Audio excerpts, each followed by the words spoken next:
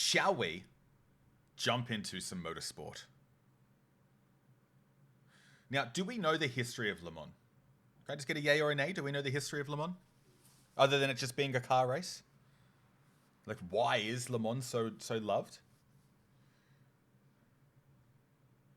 You guys are in an ad break. There's only a couple of you that have a sub, so I can imagine you're stuck with the ads right now, and I'm dreadfully sorry for that.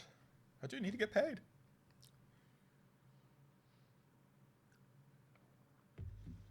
Cool. So you do know the story of Le Mans and why it's so popular. That's brilliant. All right, so which case then? We're going to go 24 Hour of Le Mans. Let's look into this. Now, if you guys are unaware, it does. Well done, Maddie. Well done. I am so proud of you.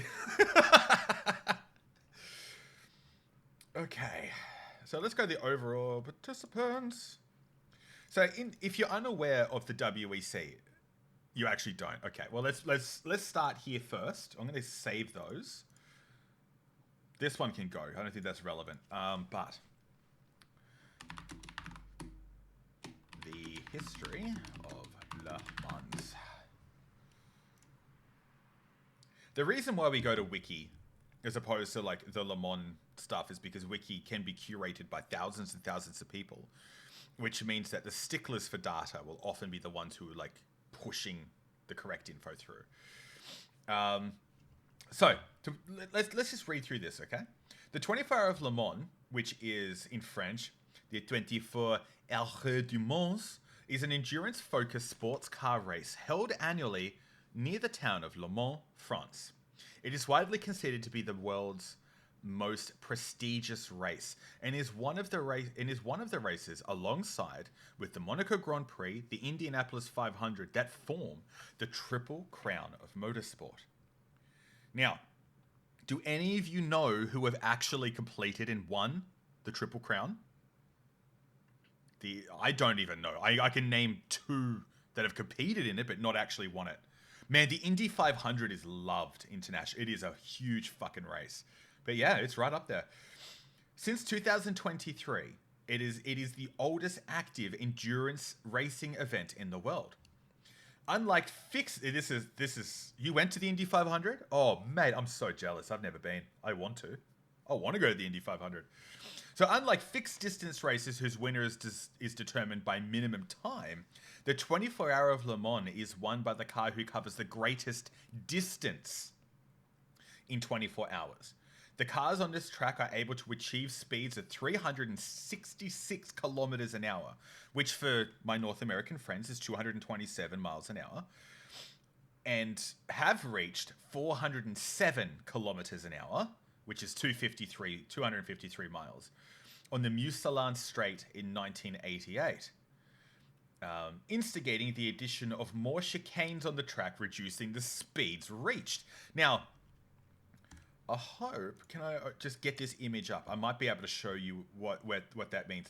So, this here is the straight. Now, in the past, this used to just be a straight line, right? Straight line. It's a 13-kilometer straight line from here to here. Now, because of the speeds that these cars are getting up to, they added a chicane here. You can see my mouse on the screen? Yes, you can. Cool.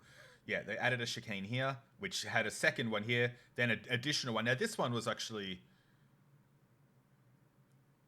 added. The yellow is the change, which is, yeah, anyway. So this just used to be straight. Now they've got two new chicanes here. Yes.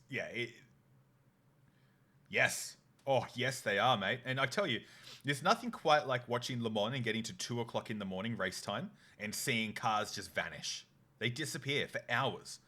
They just fucking disappear because like they've hit a wall or something and no one else has seen it. It's fucking gnarly. All right. Racing teams must balance the demands of speed and the car's ability to run for 24 hours without mechanical failure. The race is organized by the Automobile Club de Oust, the Quest, which is like the quest for automobiles. It's a shitty translation. It is held at the Circuit de la Sarthe, composed of closed public roads and dedicated sections of racetrack. Right now, this is, as you can see, it is huge. The history behind this race is huge. We've lost a couple of people who were watching due to me going through the history. Um, the race is held in mid-June, which is standard because like if we look here, 20 days, 12th of June. Yeah, definitely mid-June. Okay, so they've kept to that, meaning meaning the shortest night. The shortest night in very hot conditions for drivers, particularly in closed vehicles with poor ventilation. Rain is commonly seen, and oh my god, rain causes some fucking chaos. What's the appeal of endurance racing? Like, I respect the endurance aspect, but not trying to be dumb. I just can't stay engaged for that long. There is nothing dumb about that, okay? There's nothing dumb about it. I can only tell you what drew me to endurance racing, okay? So when you watch, say, the F1, you've got two camps. You have your driver and you have your mechanics. The mechanics will do everything, they'll do everything and then give it to the driver, and the driver takes care of it from there, right? And the only time the mechanics are involved is, if there's a pit stop or like a wing failure or something like that. In endurance racing, it's not a two camp thing. It is a single camp. So everyone there is working together. So the drivers, although in Formula One, yes, you'll hear the drivers relaying back to their pit crew, letting them know, hey, look, I'm losing grip in the back section, or, I think I have a bald spot in my front right. Can you check that? Yes, they'll be doing that. But the drivers in the WEC and endurance racing are also certified mechanics, and they have to be. So they also have a very deep understanding of how the cars actually run. So therefore, it's for me, it's like, how have they engineered a car that can stably go 420 kilometers an hour and maintain that for 24 hours? Right? And that in itself pushes the drivers to the limit. It pushes the pit crews to the limit. It pushes the fans to the limit. Like, I guess a good way to put it, Simon was going to join me on this today, but he unfortunately couldn't make it. He was very tired. These cars are the leading edge of technology, yes. Yeah. Now, a lot of people can't sit through, like, a mod on the channel, Gingy. I don't think any of you have met Gingy. He hasn't been on here for a long time.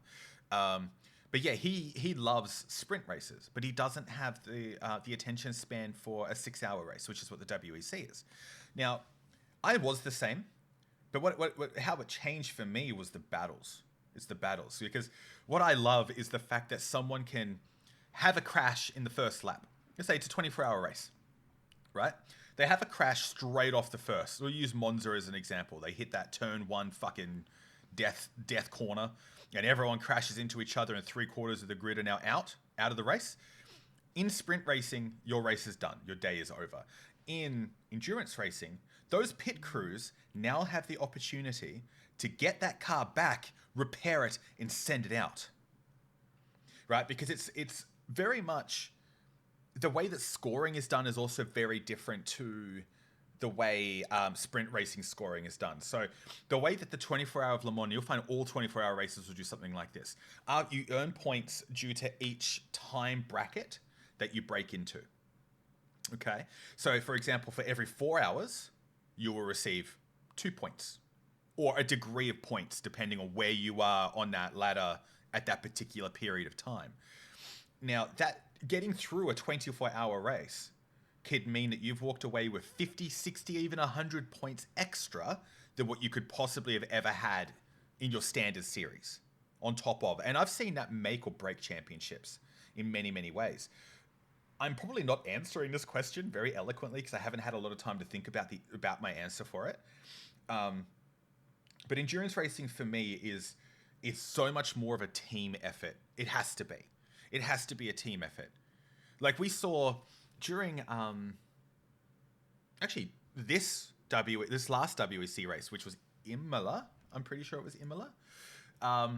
One of the Peugeot drivers actually dropped a wheel nut. Right, he dropped the wheel nut because there's single nuts on the wheelbase.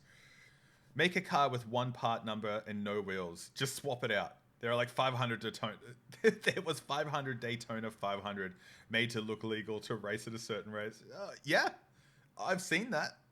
You can't do that anymore in Le Mans. You can't. You used to be able to. There is actually a series called the 24 Hour of Lemons, which I think is fantastic. The 24 Hour of Lemons. Now, the 24 Hour of Lemons is the polar opposite of Le Mans. This is the one that all of us can just buy a car. Now, you have a spending limit of $500 US to enter this competition. 500, which means you have to go to a wrecker, rebuild a car, get all the supplies for it, and race with no more than a budget of $500. That's insane. Anyway, yeah, so Maddie, does that give you an idea as to where I sit when it comes to endurance racing and why I like it so much? Like, I've seen cases where pit crews have been asleep. They've been asleep and the car's had an accident, and I've seen them all just like spring to it, spring to life. Like, you'll see the Toyota during the 24 Hour of Le Mans this year. You will see the Toyota team, the Gazoo Racing team. They will do star jumps and stuff. Like, they'll do all of like their warm-ups to keep themselves energized for when things come. There is so much to this fucking series that most don't understand, and the quality of racing that you get in endurance racing makes the Formula One look so fucking boring. So boring. I was having this conversation with someone on TikTok, funny enough, about that, and they were saying, and they were saying to me that you can't compare the racing between Formula One and the WSC because they're two completely different formulas of racing.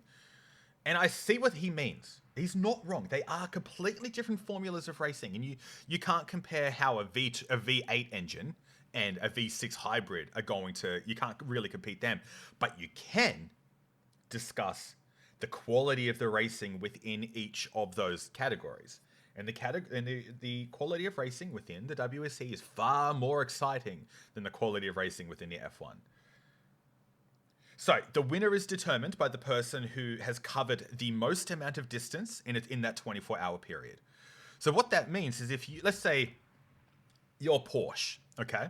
Back in 2016, Porsche were 3 laps behind the Toyota Gazoo Racing. Toyota Gazoo were headed for their 8th consecutive Le Mans 24-hour victories, right? Now, this particular Porsche, the 919, had an accident within the first 2 hours of the race. It ended up being about 3.5 hours behind Porsche. Now, Mark Webber got into the car on the final stint. He had 4 hours to go out of the 24. So he had already had a stint. He had rested. He had eaten. He got back into the car. He managed to pull that 3-hour gap at that point down to 2 laps. 2 laps at Le Mans is 9 minutes. Right? So he managed to pull that all the way down. Now, yeah, fuck yeah. Now, because Toyota did not technically complete the race, they did not win. They were ahead 99.9% of the race, but they broke down with 2 laps to go, with a lap to go or something. And they were like tethering to the line with no fuel and a burnt out engine. And they just sat there and watched Porsche just win. Yeah. So at that point, they had covered the most ground by far and completed the race. So it's whoever covers the most amount of ground whilst completing the race wins the race. Yeah, it's insane. Now let's I'm going to show you guys the hypercars. What is the new hypercars? That is not what I wanted. Anyway, participation. I want to see the driver participations. Let's have a look.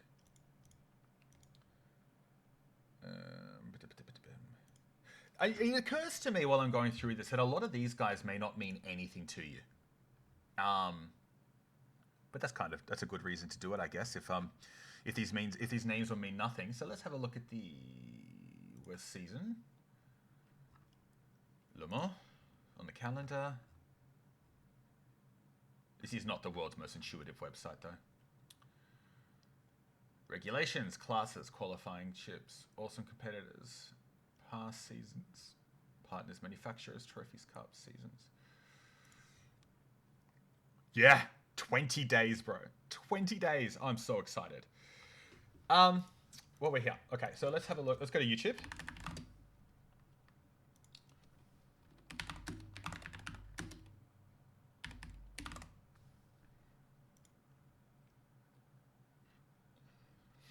All right, now we're going to watch. This is last year's highlights. All right, this is a 10-minute video. Let's watch this together, and I'll give any insight that I can. Now, I need to point out, okay, my memory of this race may be really poor because this is... When was this? 11 months ago. I think this was like 4 days after my mother died. And I was not with it. My brother had just arrived and we were using Le Mans while drinking and smoking to cover up our torment. So I don't remember much of this race, but I do remember having fun. So these are the highlights. The centenary Le Mans 24 Hours, NBA star LeBron James waving away the 62. Can we please go back to that limp handshake of a wag flag wave? A wag flave. What the fuck am I thinking? This limp fucking handshake. What is this, LeBron? What is this? What the fuck is that? Oh yeah, we can absolutely turn the volume. Which volume did you want? The desktop audio? Done. Woo. Look at this fucking flag wave. Look at this. 24 Hours, NBA star LeBron James. That is the biggest limp dick fucking hand. Like, he's a fantastic basketball player, but I'm never asking him to front my dance troupe. It's never happening. it's not going to happen. You can't fucking wave a flag. How can I trust him with a pom-pom? 62 car field in front of 325,000 eager fans. A front row lockout Bang! for Ferrari, but Who's that?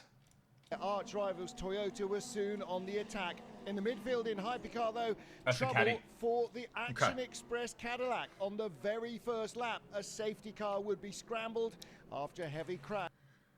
See that prick with the high beams on? Which prick are you referring to? Oh, LeBron. LeBron James in my dance pack. Yeah, you absolutely could see him. Driver Jack Aitken dragging the wreckage back to the pits after losing control on the damp track. Back to green. Now, I need to point out, first lap of Le Mans, you will always see accidents. You will always see accidents. Now, in the World Endurance Championship, it is against the rules. I almost said the law. It is against the regulations of the event to use tire warmers, which means that these tires, they have to situate them in the sun to maintain any form of heat in them. Now, look at the French clouds. Look at that. There's no sun. At best, this would be 15 degrees Celsius or 60 degrees Fahrenheit. It'd be roughly around there at this time of year. Like, you're going to see accidents because these tires just don't have any heat in them. The hypercars are incredibly downforce heavy as well. So if those cars, it's a great rule, dude. It's a great rule because what that means is you have to be more sensible with the way you warm up the tires. No, they got rid of the tire. The tire warmers were invented in the 90s, I believe, and they've only just been taken out of endurance racing. I'm talking like 2020. It really hasn't been that long without them. And it's brought in a lot of, you could tell the skilled drivers from the not so skilled drivers with them. Let's put it that way. But because these cars are they're so downforce heavy, they require hot rubber to keep them on the track. Now, in the early stages of every race, you're going to find hypercars spinning off. And then it rains and ruins everything. Rain was always likely to play into their experienced hands. Sebastian Bourdais in the number 3 Cadillac, one of a number of cars caught out by a heavy downpour in the first. Don't feel too bad for this Porsche driver, okay? Don't feel too bad for him. This is a Porsche doing Porsche things. A Porsche will always spin out in the best of conditions. They will spin out. Just like, the spinny dance. Yes, absolutely. Just like a McLaren will always wipe out the car in front of them. That's just what happens. Just like Ferrari will shoot themselves from a winnable position in the foot Every single race. These are things that happen every time. Oscar, not your food, mate. More safety car running, and the track just too wet for real speed. Now, look at this Peugeot. Look at this Peugeot. Look at that. Isn't that sexy? That is my team. Peugeot are my team, right? They suck. They're terrible. They're terrible. I've seen a whole group of memes coming up saying, with Peugeot, because last year they didn't have a rear wing on the car. All the downforce was generated through the air inputs on the front. So through here. And they also had, the undercarriage would also send the air through and make it push it to the ground. This year, they've opted for a complete design change, and they've added a rear wing. And I can tell you, with a wing and a prayer, they ain't winning anything this year. And that makes me sad. Anyway. Hypercars from Ferrari, from Cadillac, from Peugeot and from Porsche battled for supremacy. Except we know Peugeot aren't going to do anything. As the safety car pulled in once more, Peugeot was left with a 1-2 order there. Now, for those of you who don't know Le Mans, this is the final chicane coming into the start straight. Okay? This is the pit lane. This is a very high-speed pit lane. I don't think so. I could do football. I could do football way better than I'm doing this right now. Way better. I know football so much more. Return to Le Mans, a scene where they have won in two previous eras. The French cars had real pace despite the... Now, I want you guys, if you have any questions, by the way, please type them in. I will answer them to the best of my ability. If I do not have the answer you're looking for, we will do some research and we'll find it out. Don't be shy to let me know if you have a question. And if your question is, how many penises a day do you suck? The answer is many. And then disaster. Yiffy Yi in the Hertz Team Jota car building up a 10-second advantage. Crashed heavily, ironically, in the Porsche curves. He was only a kilometre or two. He got rid of all of his downforce by killing his back wing. But the run of the first Porsche They're fucking huge, man. They are huge cars. But not as big as you'd think. All right, let's go WEC. I've got to show you a picture that has a hypercar and a GT3 on it as well. Got to see them hypercar. There we go. Like, look at this, right? That is a hypercar. This one here. Let's see if I can make it bigger for you guys. When was this? 2020. Okay, so this is not a hypercar. This is an LMP3, but they're similar sizes. So this is an LMP3. Look at that Ferrari. That is huge by comparison. And look at that. That's an LMP2 behind. That is almost hidden by the Total Autosport fucking Aston Martin Racing. So they're big cars. Yes, they're fucking huge. But compared to a GT3, they're tiny.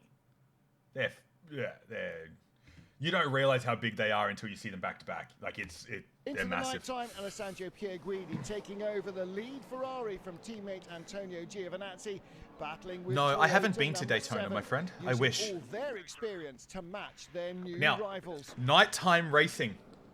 Nighttime racing at Le Mans is a thing of beauty. You see the numbers on the car. This here. That is not LED. There are no lights behind that.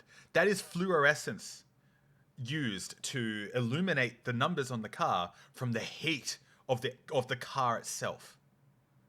Which is fucking amazing. Which means that while this car is in operation, that is showing at all times. And even after it's gone off the road and smashed into a pole or whatever, that's still going to be there. So people know exactly what car it is at all times. I think that's sick. Drama for the 75 car from Porsche Penske Motorsport. Mathieu Jacquemet stopping at the trackside and having to do a full reset to get... Oh, by the way, today's stream is not sponsored by Dare Ice Coffee. No added sugar. Anyway. The car to move once more. Roger Penske not thrilled. Speaking of Penske, I know I keep pausing this, I'm really sorry. Speaking of Penske, did you guys know that they have just got, as team Penske, they have just got their 100th career win as a team. How insane is that? That is so impressive. Not many teams ever rack up that many wins, and they're just succeeding on all fronts right now. If you need me to turn the volume up, let me know. Into darkness, there were more celebrations for the centenary. Concerts, lights, fireworks, and drama. Look at that. For the 51 Ferrari. Stuck in the sand. Sergio Pierguidi lost time after dropping the car off the road into the first chicane gravel trap. Fortunately for him, there was no damage, but it would take time for the car to be craned back out onto terra firma. Had they just blown their best chance of victory? Yep. It certainly didn't look good for the Italian team. There was more Italian drama as JMW's veteran Ferrari, the chassis in its seventh right in the middle of the fucking racetrack too. Was out. What the hell? Car pileup entering a slow zone, ironically to bring the speed of the cars down to protect another accident. The JMW car launched. That is so fucking bad. 7 Toyota. And that car suffering major rear damage. 2 rear punctures and a broken drive shaft. Now, if you're wondering how that accident took place, coming into what they call the slow zone, Le Mans is too big of a circuit for them to just... Where was the track? Okay. Le Mans is too big of a circuit for them to do a full course yellow. Okay, you can't do it. 3/4 of the cars will pass, and then you'll have empty space while everyone's traveling around at 60 kilometers an hour around a 14 kilometer track. You just can't. So what they'll do is they'll divvy the track up into slow zones. Normally here, and please, I could be wrong, right? Don't take my word as gospel here, but my understanding is that they have 5 slow zones, right? From here to here, from here to there, from there to here, bang, and then through to the end, right? That is my understanding. I could be wrong. But what the idea behind it is that way they can make sure that all traffic in this sector, right, slows all the way. We'll use this as an example, right? They can make sure that all the traffic here is slowed down so they can bring crew onto the track to remove stuff. Now, when you're coming into a slow zone, and the drivers, as you could imagine, because every like 1/4 of a second, 1/8 of a second really counts in motorsport. It counts so fucking much.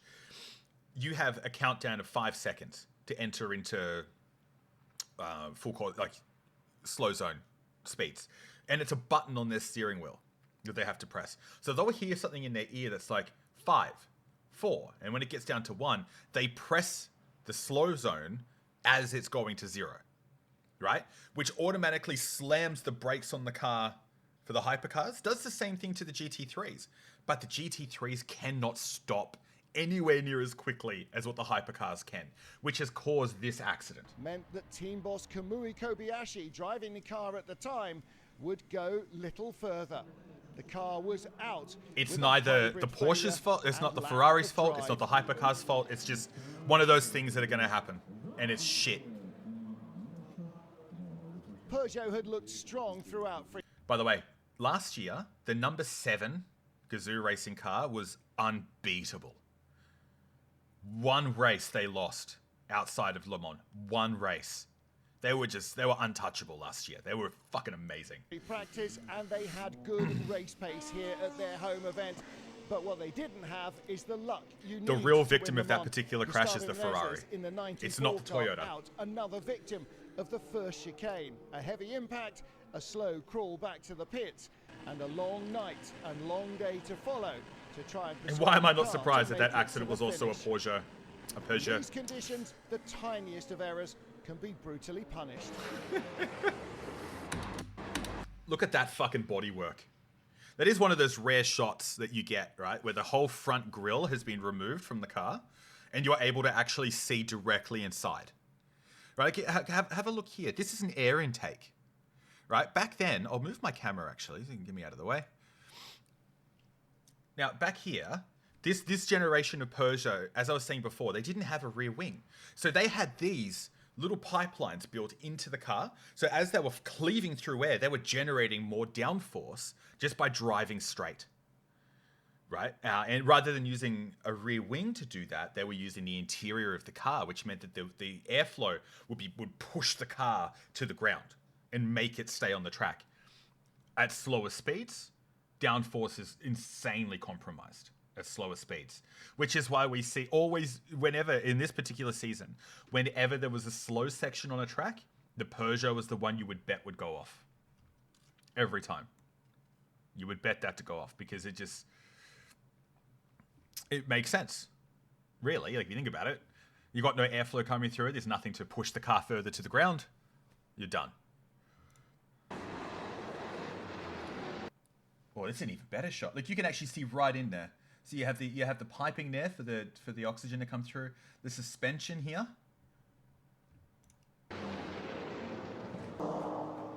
That tire was fucked. Into Sunday, and it had boiled down to so this what is was the next day probably now. likely to be a 2-horse race. The number 8 Toyota and the number 51 Ferrari that had been in the gravel traps earlier on. The leaders were on the same Now, if you're wondering what they were doing here. race, the number 8 Toyota. We're only 4 minutes into this video. We've been talking for, what, an hour? All right, so the front grille, they're actually replacing this front grille on this Toyota at the moment, okay? Now, I love the livery for this particular car. So the cherry blossoms you see on the front of that was part of a Japanese cultural festival that was on at the time. It was like 100 years or something of Toyota Gazoo racing or something close to that. I can't exactly remember, but it was a beautiful sentiment. I think the cherry blossoms were lovely. But as you'll see, they actually clip the front on, like they clamp it down, and then they have like the these little bars at the top, the Allen keys, which you probably can't see. I can barely see them. Oh, mate, no, you're fine. Go to bed if you need to. It's fine. I'm actually going to record this. I'm actually going to download this. I'm going to chop it into different subjects that we talk about. Right, because, like, yeah. I need to stop doing stuff for YouTube. I don't know what I'm doing, so let's give it a shot, yeah? So these Allen keys, they... Once they clip it on, they just put it down, tighten it, and it's secure. It's wild. Ferrari that had been in the gravel traps earlier on. Whoomp. The They pull it out, they're good to go. Same strategy. A change of nose for Toyota to try and address a front-end balance problem. The Ferrari was in the pits as well and left ahead. Swift pit work is all part of winning Le Mans. It is.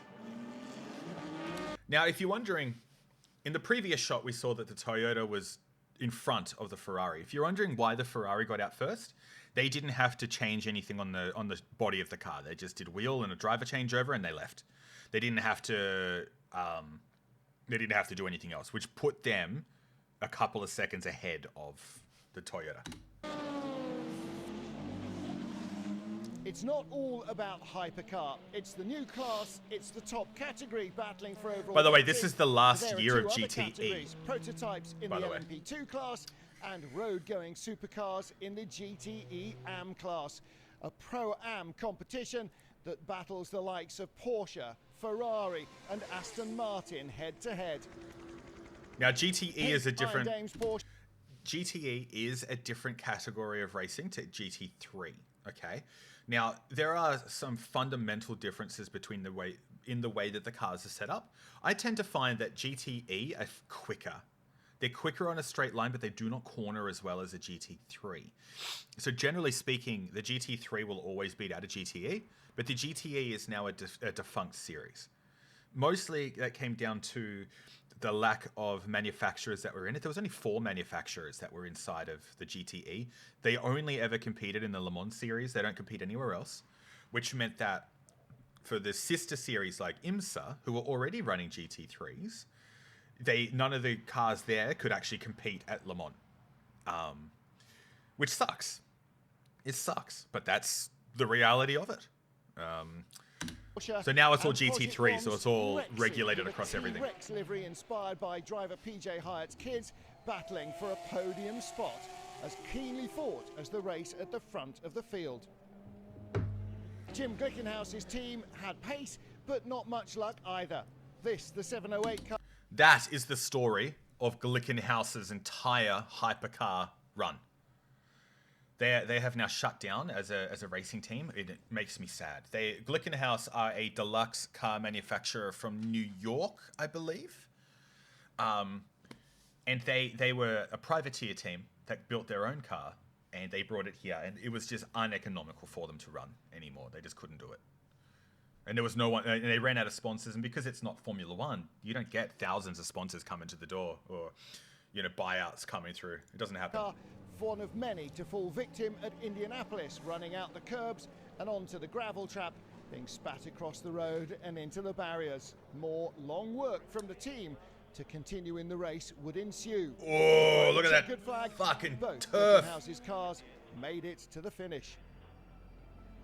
All that traction gone. And the 51 Ferrari was still battling for supremacy with the number 8 Toyota.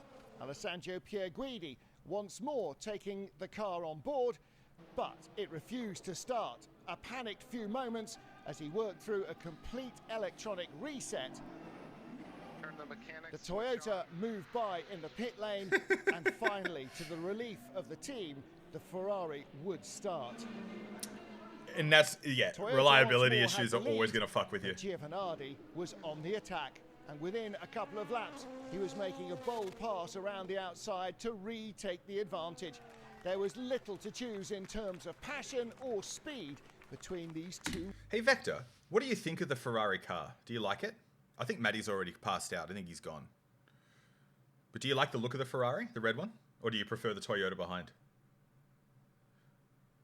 But look at this. Look at this Lambo. This big fucking boat of a Lambo coming around the corner here. Rivals. Oh! Hollywood star Michael Fassbender's race ended, like so many before him, hard in the wall at the Porsche curves. You didn't mishear that? That is Michael Fassbender's car. Michael Fassbender, yeah, they're both pretty fucking cool. I agree. Fassbender did a 2-hour documentary of him preparing for Le Mans, right? And he was actually participating as a pay driver, so he was funding a lot of it, just so he could say that he did it. It was a dream of his to be a part of it, and he spends his entire, and I do suggest you go and watch it. It's a good documentary, and it's free on YouTube. But he does spend 90% of that documentary complaining that he's too slow and that he makes mistakes. And like the reality is, we're all gonna make mistakes. We're just human beings. Like how does Ford do? Yeah, they're not really. Ford didn't really compete in this one. I'm pretty sure they didn't compete this year. Or last year. They will be competing this year though. What's up, Lucy? Oh, do you want to up? Come on. Oh, you huffing and puffing. We have a little dog. She's come to say, hello. Hello, Starshine. The world says hello. What was I saying? Oh, yeah. Yeah, last year, they weren't a part of it. Last year had that fucking gimmick of the NASCAR, if you remember. That was probably all over the news for you. They had there is an exhibition class that gets entered into Le Mans. And last year, it was a NASCAR entry. And it was so NASCAR that they had to climb through the window. It was fucking cool. But it was not regulated to any of the rules that any of the other teams have to go by. Because it was just an exhibition. So it didn't matter. And I think that was a Chevy. But this year there is certainly Ford. And when we go through the car lineups, I'll show you. Yeah. Don't you worry. The Irish-German film star have been trying to avoid running wide and exceeding track limits, but lifting off while turning hard merely spat him across the road, into the wall and into retirement. The car made it back to the pits, but would go no further. And would that be the deal for the number 8 Toyota? High drama as the car battling for supremacy in the hands of Ryo Hirakawa spun at Arnage. Was there a major Holy problem? Shit! Holy shit! That's Charles Leclerc! There he is. Charles Leclerc. If you're unfamiliar as to who Charles Leclerc is, he is the Ferrari Formula One number 1 driver, effectively. So it's not unsurprising that he would be there. But I was lucky enough to meet his godfather, Jules Bianchi, before his death in 2013. Hello. You are an attention whore, aren't you? You're a little attention whore. Was there a major problem? The Ferrari team held their breath.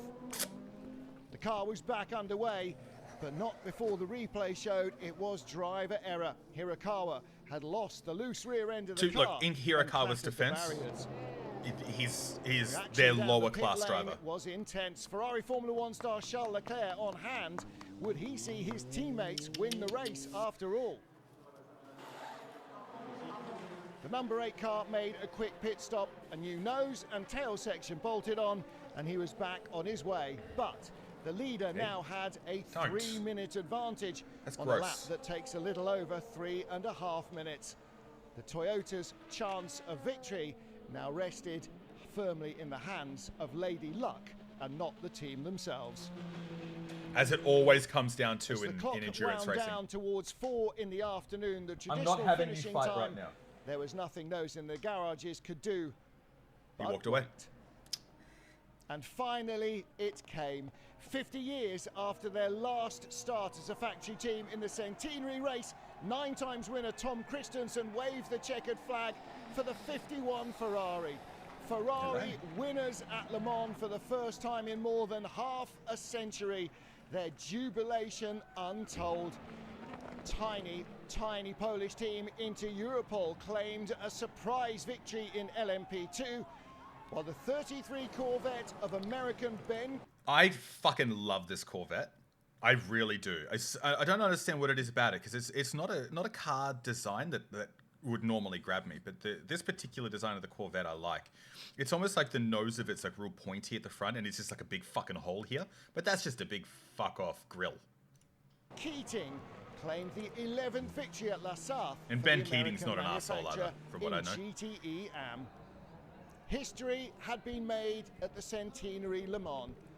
On their return to top flight racing at the 24-hour Classic, Ferrari had taken the biggest prize in endurance racing, and the fans flooded in to join their moment of success. Fabio Scherer, with a broken foot after it was run over in a pit stop by the Corvette, helped Inter Europol to the podium, but the headlines will all be about Ferrari, Le Mans and the centenary. Hang on, you were at Indy in Vancouver? Maybe I am clearly showing my naivety, but isn't Vancouver in a different country to Indy? I'm not talking to you, dog. You are so cute, though. Yes, you are. So that is the 24-hour of Le Mans last year. As you can see, it was won by Ferrari, who were actually coming good. After this, Ferrari went on to get 2 more wins and a podium. Really putting the pressure to Toyota, but Toyota were they were so dominant. There was nothing they could do. No one could beat them, really. Not points-wise. Now, going back to what I was saying, that gives you a really good idea as to what we have in terms, like where last year was.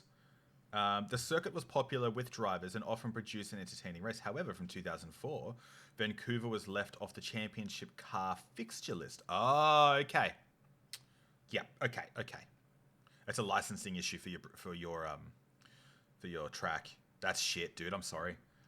If it means anything, I have 1 circuit. There used to be 3 racetracks in Sydney. And 2 of the 3 shut down like 30 years ago. So I know how you feel. And you're not that much older than me, brother, clearly. Alright, where is our fucking thing about the... Ooh, BMW art. What do you guys think of the art on the BMW, the number 20? Don't expect this car to do anything fancy. Full press release. Like, this car's not going to be in the top 10. I can almost promise that. I would like it to be. It won't be. No. Nothing on their livery. I kind of like this. Like, it's got like that. I made a joke about it before. With all the colors, I just can't think. I'm sure it was a Twitter comment that I made. Hang on. If it's a Twitter comment, then it's probably dumb. What are you huffing about, dog?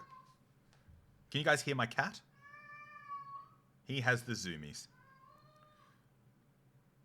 Oh, there we go. Yeah, so that BMW, I saw that on Twitter, and I commented on it saying, I love myself a BMW resembling an urban alleyway. And does that not look like a graffiti basket case? He will shut up eventually. I promise you. He's going to shut up eventually. He is not locked in anything. He's not trapped. This is just what he does. He'll walk around the house screaming. Then he'll run around for a while. Then he'll attack my ginger, and then he'll go to sleep. New talent, Gregory Saucy, relishing... Is he in GT3? What is he? A resident of the North Swiss town of Bashort. Saucy made the switch to endurance racing earlier this year with the announcement of a dual program of the FIA WEC with United Autosport and in ELMS with Richard Mill by TDS Squad. Okay, so he is racing in the GT3. It is easier to go from GT3 to LMP2 than the opposite way around. Okay, so he was racing LMP2s, now he's in GT3. Okay. Okay.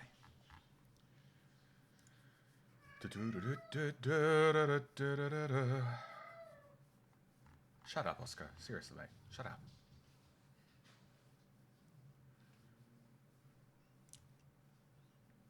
All I want is the fucking driver listing. Convert to the calendar. Round 4. I don't care about the partners.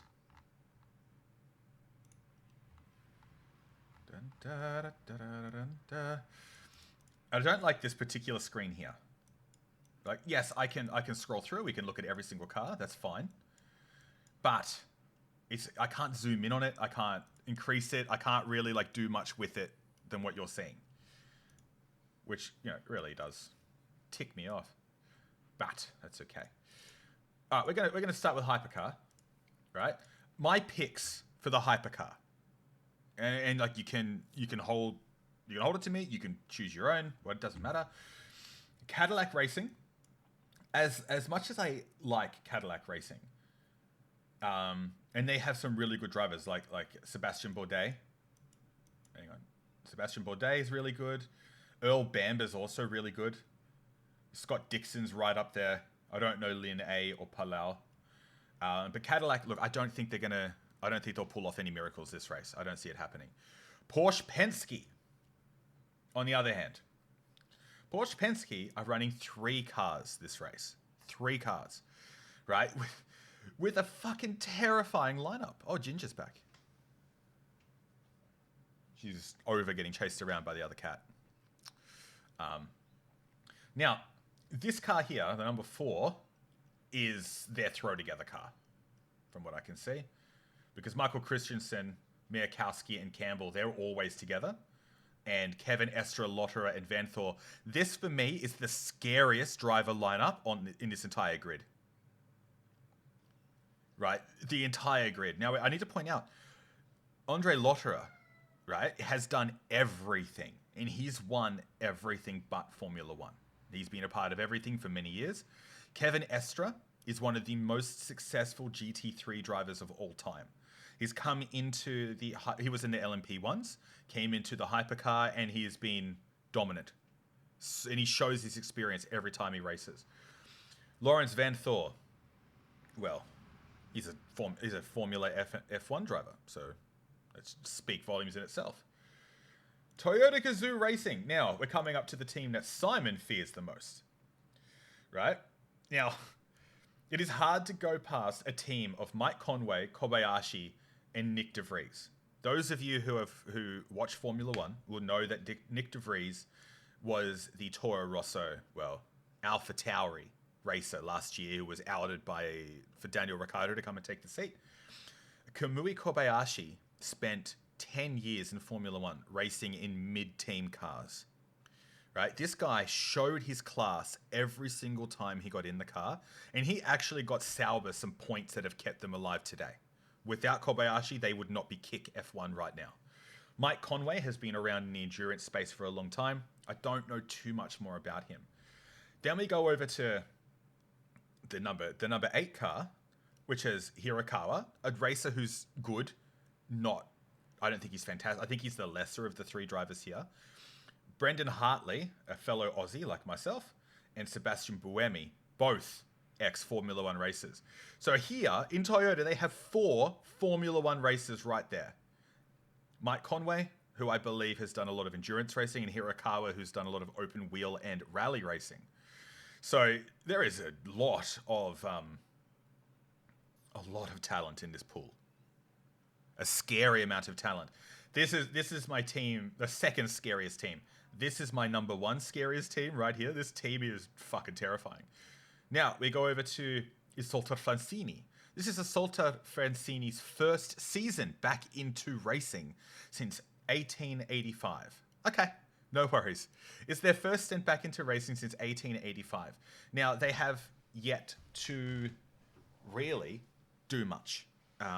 This is their first season, so we can't expect anything more. If they finish the season, if they get to the end, that is an achievement for them. Hertz Team Jota. Well, there is not much I can say about Hertz Team Jota that hasn't already been said in the last week. Right? I'm actually really glad that Simon is not here, that he's well and truly asleep right now, because I'm about to spoil the last WEC race. But Hertz Team Jota are coming off the back of a monumental win at Misano. Hertz Team Jota are the very first privateer side. Now, privateer is someone who has bought the cars themselves and manufactured it themselves. They are not backed by the big money of a manufacturer. They are a private company, right? They're the first privateer car to ever win in the hypercar era, which is from 2020 onwards. Will Stevens is an ex-Formula One racer. Nato and Iolotti, I don't know them. I can't comment. Just like I don't really know these guys either. I'm not going to comment on drivers I don't know. It's not fair. I am upset with Romain Grosjean though. Fuck you, Romain. And I'll get into it in a second. Team WRT BMW. Now, if you pay any attention to the WEC or sports car racing as a whole, you're going to find that Team WRT have several cars on the grid. Not just hypercar, mind you. They also have 2 BMWs running at the same time, plus a privateer WRT side. Right? Now, what that means is that they effectively have 4 cars running at Le Mans, maximizing their chances. Now, Team WRT are the BMW factory team. So we should expect better performances. They are yet to score any real points since they're rejoining in the WEC. But I can tell you, the Doffel Venthoor, right, is the brother of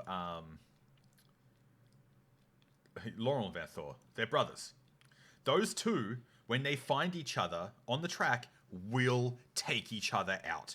Every single time. They love shoulder-to-shoulder racing, and they just want to go hard on each other. By the way, if they aren't, I'm pretty sure they're brothers. I could be wrong. If they're not, I can see that. That's fine. Right, but either way, they do know each other. They've known each other for a very long time, and it's obvious when you see them racing together. Marco Wittmann, an old Sturwood of the LMP1 era. He's been around for a very, very long time. Roberto Marcello, I do not know. I can't really count on him. Romain Grosjean. Where do we start with Romain? Romain is one of my favorite drivers of all time. Last year was racing with Jean-Eric Verne and Paul di Resta in the Peugeot. He left Peugeot to go and join Lamborghini in the Iron Lynx. Lamborghini have since been the worst team in hypercars this year, this being their first year back. Here is the second WRT. This is a scary lineup as well. So Sheldon van der Linde has been around for many, many, many years. In fact, if you watch sports car racing, GT3 racing, particularly the World GT Challenge Europe, you will see René Rast, Franz R, and Sheldon van der Linde racing against each other in that series. Right now, in endurance racing, they are teammates. And they are the top of the World GT Challenge, these three. And the fact that they managed to land these three together is like, You know what it's like when you get a bunch of players that are all fucking amazing in their leagues, and you bring them into a bigger team and a bigger league, and like people, they're still fucking amazing, but no one really seems to know who they are. That is these three. I am predicting if any of these cars, the BMWs, can get to the end of the race, it is going to be the number 20 WRT. It is this car. I have full faith in this team. Rene Rast and Sheldon van der Linde are amazing and should never be underestimated. All right, the Alpine, not much I could say. All right, Alpine, or Alpine. I don't understand why people, it doesn't matter. Alpine. It is Alpine in English. Alpine in France, in Francais. That's fine. Doesn't matter. Not much I can say. They've been underperforming this year in a massive way. I do not see them securing any major points. But, to be fair, they do have Nicolas Lapierre and they have Michael Schumacher Jr., right? So these two are very accomplished drivers. And despite how bad Shuey was in the Formula One, he has never been bad in sports car racing. So he will definitely pull something off here. Jenson Button, another Formula One racer. So far, we've seen 9. We're going to go through. We're going to count every Formula F1 racer that I can personally identify on this grid. There's a lot. There's a lot of them. By the way, Jenson Button is a Formula One world champion. Okay? I think he did. He did it. He was a world champion. Now, AF Corsa. We just watched the Ferrari team, the Ferrari AF Corsa, take out the 2023 Le Mans. Stop licking my hand, please. Stop it. We just watched them win the 2023 Le Mans in the highlights. This is a very strong lineup. But what we get here is a lineup that is filled with no names. I know who they are. I followed motorsport. I have for a very, very long time. But what we're finding here is an Antonio Fuoco. Was it Nathan Nilsson? I can't remember his first name. Miguel Molina. Then you've got Pierre Guidi, Carlado, and Giovinazzi. Giovinazzi is actually Pierre Guidi and Giovinazzi are F1 drivers formerly, and Fuoco has done F1 testing, I believe. I don't think he's actually been a part of it. This is a fucking scary lineup too. These guys are amazing. Their biggest down issue is if it rains. If it rains, their pit crew is going to destroy their race. I can promise you, they will destroy it. All right, Lamborghini. This is the other Lamborghini side. Now, Danny Kvyat, Max Verstappen's previous teammate, right? He is the biological father of Max Verstappen's stepchild. Now, I don't say that to gossip or anything like that. It's just interesting how intertwined these worlds actually are. We don't necessarily see it. There's not a lot of information that come out about these in regards to like how people mull back like in the scenes, but the motorsport community is so small that you are going to see a lot of overlap, and you're going to find a lot of drivers are friends with people in F1 and vice versa, and people that have spent time in other camps. So Danny Kvyat, anyone who watched Formula One from 2014 to 2018 knows how good Kvyat is. He's very, very good. Marco Bortolotti is also a good driver, but they're in a subpar car. I do not see them completing this race. Not the driver's fault, mind you. I think the car will fail. But if they can get it to the end, that is an achievement. Just like Assalto Francini, their goal should not be winning, it should be finishing. That is where their goal should be. AF Corsa, again. So in the WEC, you're going to see 3 cars supporting AF Corsa, right? The yellow AF Corsa is a privateer car.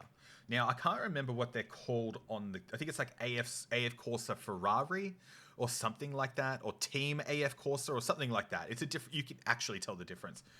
Now, this is a very strong lineup as well. Robert Kubica was one of the best F1 racers to compete in the last 40 years. Only to also do WEC, and he almost lost his arm as a result and had to basically couldn't continue F1 anymore. Peugeot. I'm gonna cry this race. I can see it coming. Oh, this is gonna suck. Okay, Peugeot are the team that I support. Why do I support Peugeot? Because when the hypercars came in and Peugeot entered in, was my return to the WEC. I had spent some time away from it, and That was the team. They had like a... Where was it?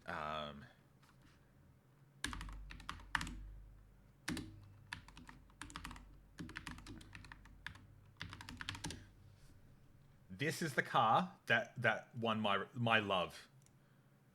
This one. Just because of the paintwork. I think that is a sexy as fuck car. You could not get much more sexy than that. For me, I love it. Other people are going to say no, they don't like it, and that's okay. Whatever. But for me, that is a beautiful, beautiful car. Right? That is the reason why I started supporting Peugeot. They have never gotten any better, but I did support them for it. Where was it? 24-hour Le Mans. All right, so Jev is the racer. If you go back and look up John-Eric Verne F1, the first thing you're going to see is when his Haas crashed and burnt. We went up in a burst of flames on the side of the track. He was inside that car. And he came back and raced again. Mikkel Jensen has spent a long time in endurance racing. Nickel Müller spent a long time in DTM, which is the German touring cars. Amazing series. Stoffel Van Dorn, Paul di Resta, and Luc Deval are all amazing racers. Paul di Resta is the lesser of the three, and he's the most well-known because of his time with Force India in the Formula One. What are you doing? Do you have something you want to add? Do you want to add something to this? Do you have something you want to say? Do you want to tell me how bad I am at this and I don't know what I'm talking about? Well, you'd be right. Okay. Let's go to the next ones. And this will actually be the end of it. Proton composition. All right, so Proton, who are the sister car to Jota. So how Hertz Team Jota have those two cars. This is their sister car, run by Proton Porsche, and Penske as well are also a part of that same umbrella, which I actually don't mind. And Willen Cadillac Racing. Look, I'm not going to speak too much about these guys. I can't say that I see them doing much this race, but I want to be surprised. I would love them to come out and just destroy it, right? I would love that. I want to see them come out and this race just be machines. Now, to one of the most exciting categories, LM GT3. Now, if you're wondering what the LM, that is Le Mans GT3. Now, Grand Touring 3 is like the top level of GT racing. Now, I know that there is GT, GT2, GT3, GT4, right? The others are used, well, GT is used as a commercial spec racing series. It's really only there to be like, hey, look at these concept hypercars. These are cool. That's all they are. They don't really compete in any other aspect. GT2 and GT4 are used mostly for bronze drivers, which are more of your amateur drivers. Now, I am saying this off the cuff, so I am going to get details wrong, mind you, but this is just the best of my own ability, and I fully expect and would appreciate the corrections when they come through. I'm certainly not going to fight with you guys, unless you tell me that I'm an idiot for liking the Peugeot, in which case, yeah, I can tell you right now, I am an idiot. And get over it. The heart of racing, Aston Martin. This is my team in the GT3 for one reason and one reason alone. I watch a podcast called the Parc Ferme podcast, which is an F1 dedicated podcast. They have a host on there after every race. His name is Paul Charsley. He is the race director for this team. And I've known this guy. I've watched this guy's whole... I remember when he was just like a teacher, a racing teacher. Now he's the race director for a team. So he now has 4 different competitions that he manages. It's brilliant to watch. I'm so proud of him. I couldn't be more proud if I tried. Team WRT. What can I say? Whenever you're playing any sim racing motorsports, the moment you see anyone with the blue Skechers WRT car, it's a BMW, it always is, you're about to be killed, right? The blue Skechers car or the Max Verstappen Red Bull livery. The moment you see those, and that's a Lamborghini, the moment you see those two cars, you know they're about to run you off the track.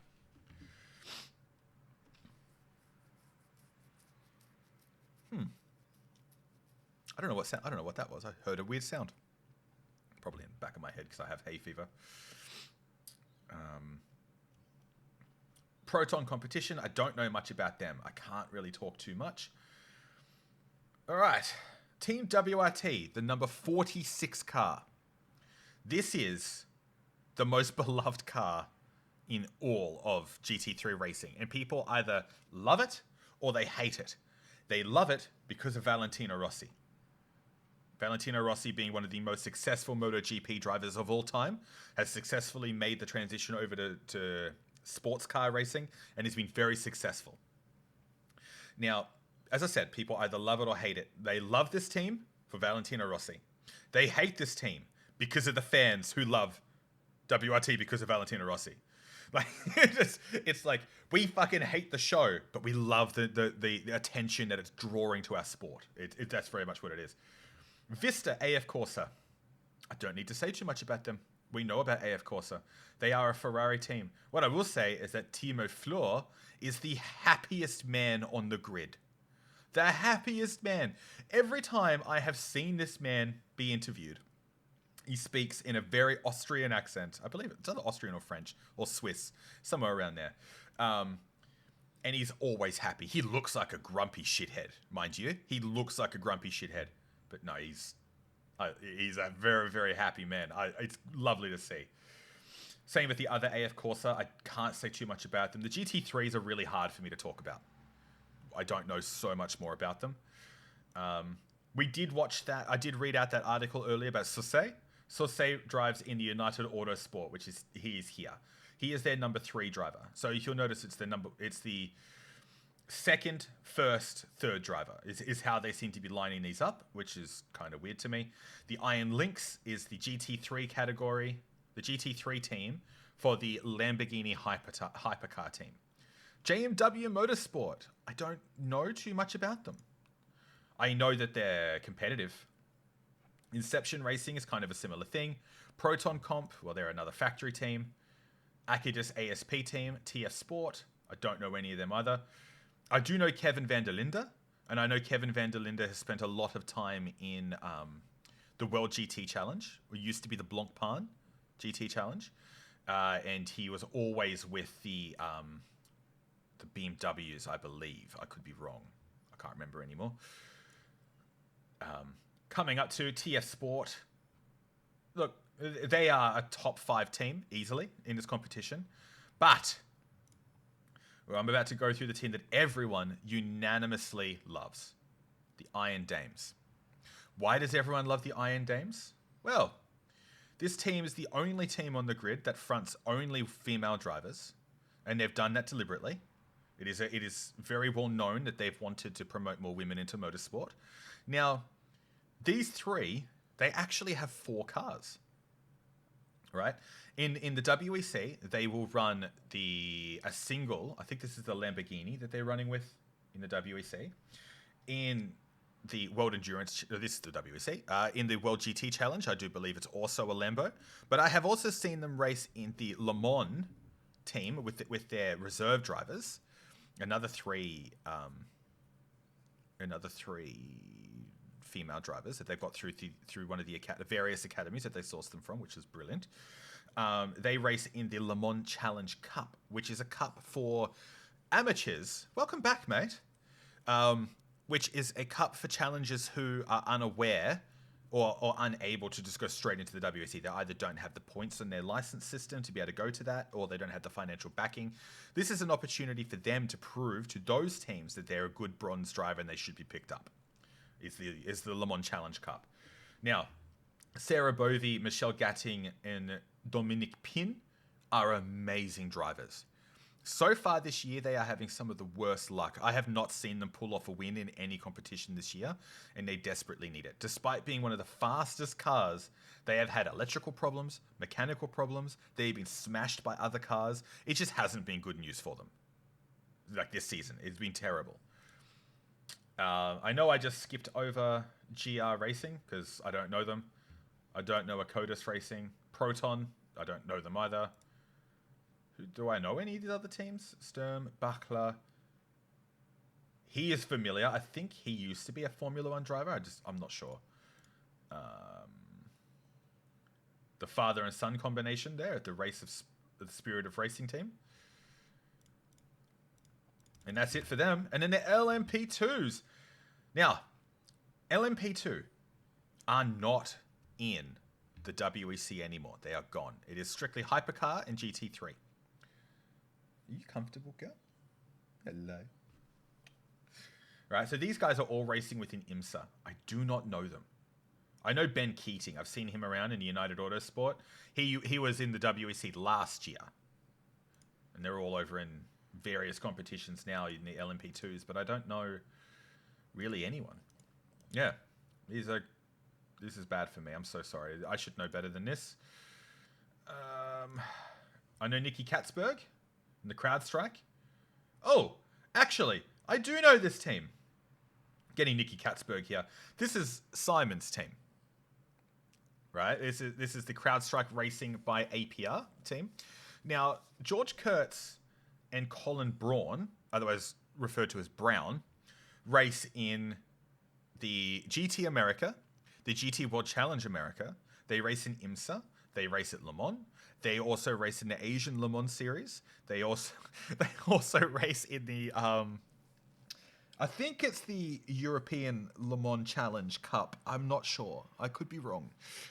I'm pretty sure they do though. But they race in a lot of different competitions. They will be one to watch. Braun is insanely fast. Insanely fast. And like George Kurtz is really good at sustaining a position. He's never going to win you a race, but he will prevent you from losing, which is good. That's about it. I don't know any of those other teams. So those are the participants for the Le Mans series. Now, it's up to you if you want me to go deeper into any of those. I am going to do a video on this Canadian man. I think this is amazing. This is fucking great, and I want to see more of that. That's sick. I'm looking forward to diving into that. Apart from that, look, there's not much more to go over with this.